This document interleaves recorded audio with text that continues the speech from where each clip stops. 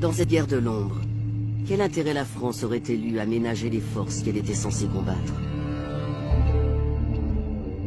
Les Français, à travers la firme Areva, exploitent les mines d'Arlit, qui sont à 300 km de la frontière malienne, en face du nord du Mali. Donc ça a été invoqué comme une des causes de l'intervention française parce que c'est une région sensible.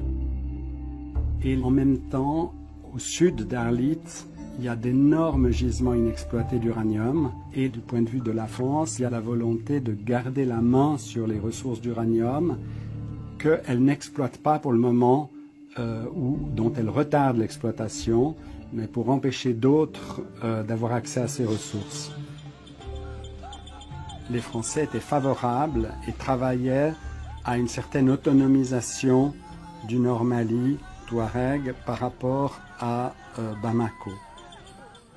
Pour forcer le Sud à accepter, à être plus docile au diktat de la France et dire au Nord, c'est grâce à nous que vous avez cette autonomie, donc on travaille la main dans la main. Donc c'est trouver dans ces deux partenaires des avantages.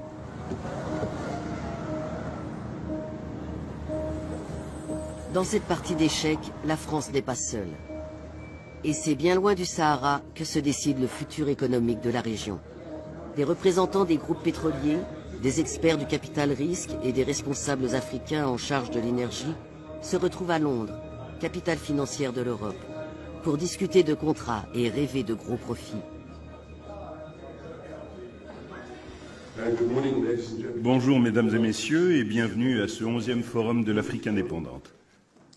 Malgré le chaos, les guerres et les révolutions, l'intérêt des Occidentaux reste considérable pour ce qui pourrait être la plus grande réserve non exploitée de pétrole sur le continent. L'Eldorado du Sahel, le bassin de Taoudéni, qui s'étend de la Mauritanie à l'Algérie, couvrant le Nord Mali. Il existe des gisements en quantité non négligeable, mais dans une zone très vaste, peut-être plus grande que le Texas ou équivalente aux 2/3 de l'Europe. Il y a donc très peu de puits dans cette zone, en tout cas pas assez pour faire une estimation.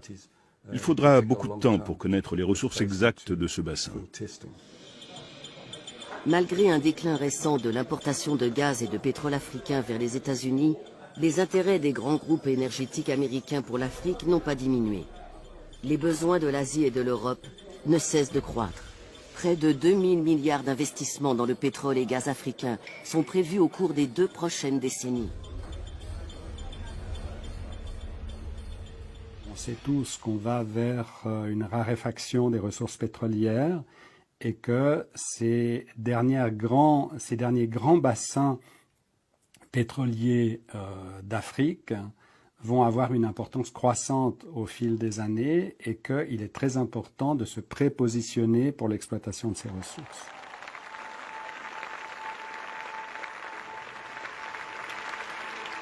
En mai 2014, Obama annonce qu'il va consacrer 5 milliards de dollars supplémentaires à la lutte contre le terrorisme mondial. But as we move to a train and advise mission in Afghanistan, our reduced presence there allows us to more effectively address emerging threats in the Middle East and North Africa. So earlier this year, I asked my national security team to develop a plan for a network of partnerships from South Asia to the Sahel.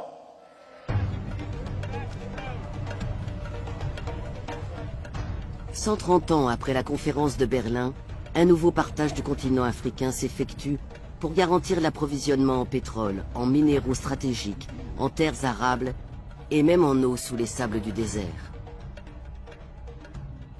C'est pour cela que la véritable histoire de l'intervention de l'OTAN en Libye reste à écrire. Mais elle découle de cette affaire non, mais pas du tout, parce que la France à elle seule ne pouvait pas mener cette intervention. Les Britanniques aussi y ont été associés. Il fallait qu'il y ait les États-Unis qui ont été associés, l'ensemble des pays de l'OTAN, même la Norvège y a été associée, le Qatar y a été associé, les Émirats Arabes Unis y ont été associés, l'Arabie Saoudite y a été associée. Mais vous avez été au cœur du système libyen, vous avez été au cœur de l'État libyen. Oui, mais je vais vous dire pourquoi. Je vais vous dire pourquoi.